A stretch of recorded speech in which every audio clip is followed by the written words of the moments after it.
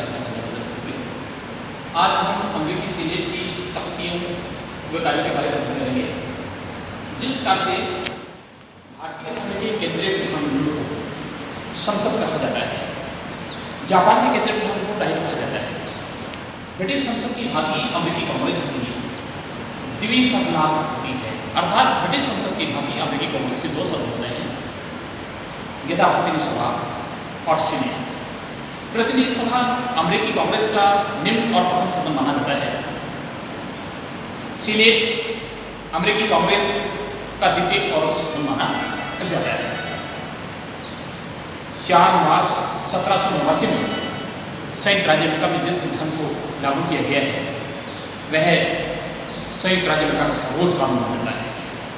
अमेरिकी संविधान में प्रावधान किया गया है 1787 में द्रविड़ प्रलेख इस देश का सर्वोच्च कानून होगा। इसके अधीन जो संधियाँ की गई हैं, जो समझौते किए गए हैं और भविष्य में जो संधियाँ की जाने वाली संधियाँ हैं वह अमेरिका का सर्वोच्च कानून माना जाएगा। इस प्रकार के कानून से सर्वोच्च न्यायालय के न्यायाधीश और अन्य न्यायालय के न्यायाधीशों से बाध्य हुए। इस संविधान के अनुसार इस संविधान की किसी भी धारा किसी भाग के प्रति कोई भी इस प्रकार का कानून होगा जो ऐसे निर्णय करता है वह अवैध माना जाएगा। केंद्र यह था कि जिस प्रकार से ब्रिटिश संसद के दोनों सदनों को जिस प्रकार के अधिकार शक्तियां प्राप्त होती हैं, कुछ प्रकार के विषय होते हैं, कुछ प्रकार के क्षेत्र होते हैं जिनमें जानबूझ करके अमेरिका और ब्रिटेन में लोकसभा की तुलना में लोकसभा को व्यापक अधिकार शक्तियां दी गई हैं।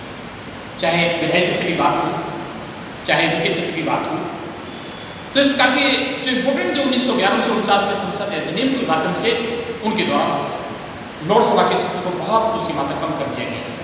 लेकिन आज हम संयुक्त राज्य अमेरिका के सीनेट की शक्तियों की तुलना विश्व की संसदों के द्वितीय सदन के साथ करते हैं, तो निश्चित रूप से यह कहा जा सकता है कि अमेरिकी सीनेट विश्व की संसदों के द्वितीय सदन में सर्वाधिक शक्तिशाली सदन माना जाता है।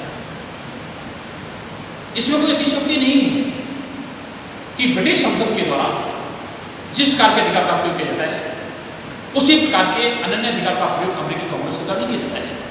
लेकिन फिर भी अमेरिकी सीनेट को प्रथम सदन की तुलना में व्यापक अधिकार और शक्तियां प्रदान की गई हैं।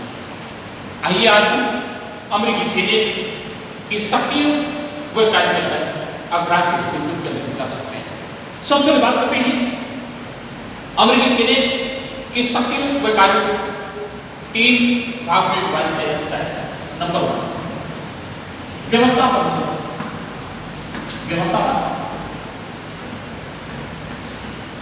के क्षेत्र में। नंबर 2 वित्तीय क्षेत्र में।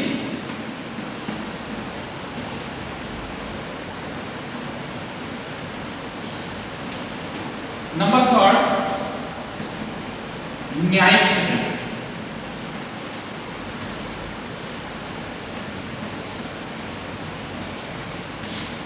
नंबर 4 प्रशासन क्षेत्र में।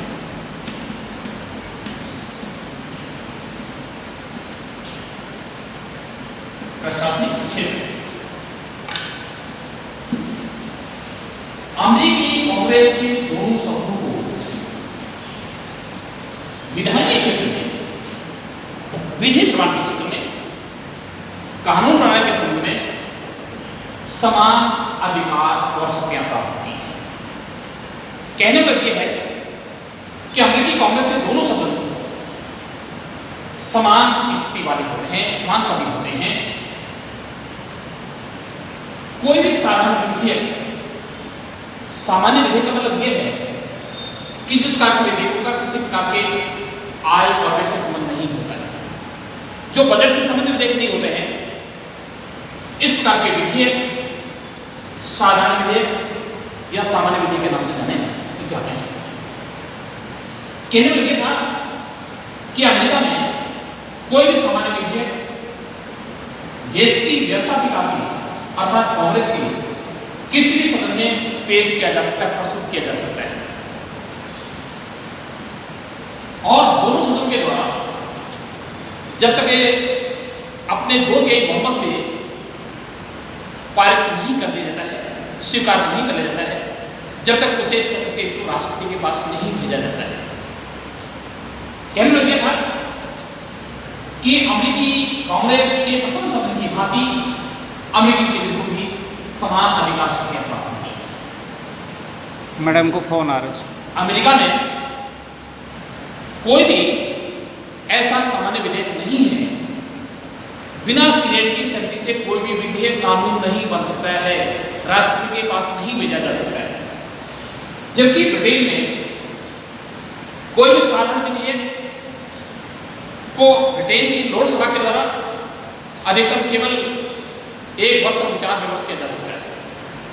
अगर मान लीजिए हाउस ऑफ कॉमन्स के द्वारा लोकसभा से पारित हो जाता है, उसके द्वारा विचारार्थ अनुमोदनार्थ उस विधेयक को जब लोकसभा के पास ले जाता है तो लोकसभा के सदस्य उस विधेयक के बारे में अपने कुछ सुझाव दे सकते हैं, लेकिन उन्हें मानना नहीं मानना ये लोकसभा के साथ डिपेंड करता है।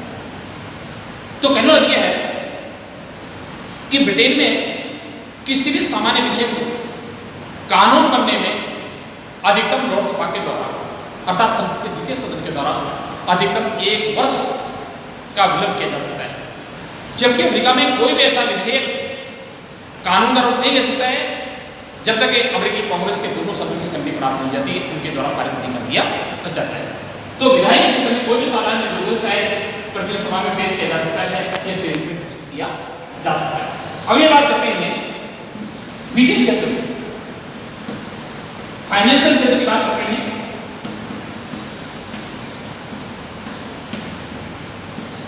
जिस प्रकार से ब्रिटेन में प्रधानमंत्री के निर्देशन में प्रतिवर्ष वित्त मंत्री के द्वारा बजट बनाया जाता है, बजट का निर्माण किया जाता है और प्रधानमंत्री की अनुमति से उसे लोकसभा में प्रस्तुत किया जाता है। तत्पश्चात उन्हें विचारार्थ अनुमोदनार्थ उसे लोकसभा के पास भेजा जाता है। लोकसभा के द्वारा उस विधेयक के बारे में अधिकतम केवल 30 दिन तक विचार विमर्श किया जा सकता है। इस अवधि में केवल 2 विकल्प होते हैं, या तो विधेयक को सिर्फ स्वीकार करना होता है या उसके द्वारा कुछ सुझाव दिए जा सकते हैं जिनको मानना नहीं मानना ये लोकसभा के साथ डिपेंड करता है। संयुक्त राज्य अमेरिका में जितने भी ढंग से समझे विधेयक होते हैं वे केवल सबसे पहले प्रतिनिधि सभा में ही प्रस्तुत किए जा सकते हैं। संयुक्त राज्य अमेरिका में ये कानून है, ये नियम है कि ढंग से समझे विधेयक होते हैं, इस प्रकार के विधेयक सबसे पहले उनको प्रतिनिधि सभा में प्रस्तुत किया जा सकता है। संयुक्त राज्य अमेरिका में प्रतिवर्ष बजट बोर्ड के द्वारा राष्ट्रपति के निर्देशन में बजट को बनाया जाता है और राष्ट्रपति की अनुमति से उसे प्रतिनिधि सभा में पेश किया जाता है। तत्पश्चात उसे विचारार्थ अनुमोदनार्थ सीनेट के पास भेजा जाता है। सीनेट के सदस्य के द्वारा उस विधेयक के बारे में न केवल विचार विमर्श किया जा सकता है बल्कि सीनेट के द्वारा उस विधेयक की प्रारंभिक धाराओं को छोड़ करके उसके शीर्षक को छोड़ करके सब प्रकार के परिवर्तन किए जा सकते हैं। कई बार ये केवल सरकारी स्थिति नहीं, कई बार रियल नेचुरल में वास्तव में यथार्थ में अमेरिकी सीनेट के द्वारा बजट की प्रारंभिक धाराओं को छोड़कर के सब प्रकार के परिवर्तन किए गए। कहने लगे था कि अमेरिकी सीनेट प्रतिनिधि सभा के द्वारा पारित वित्त विधेयक में बहुत सारे संशोधन कर सकती है, संशोधन करने का उसे अधिकार होता है। अतः वित्तीय क्षेत्र में भी प्रतिनिधि सभा की तुलना में सीनेट बहुत अधिक शक्तिशाली स्थिति में है। अगली बात करते हैं न्यायिक क्षेत्र।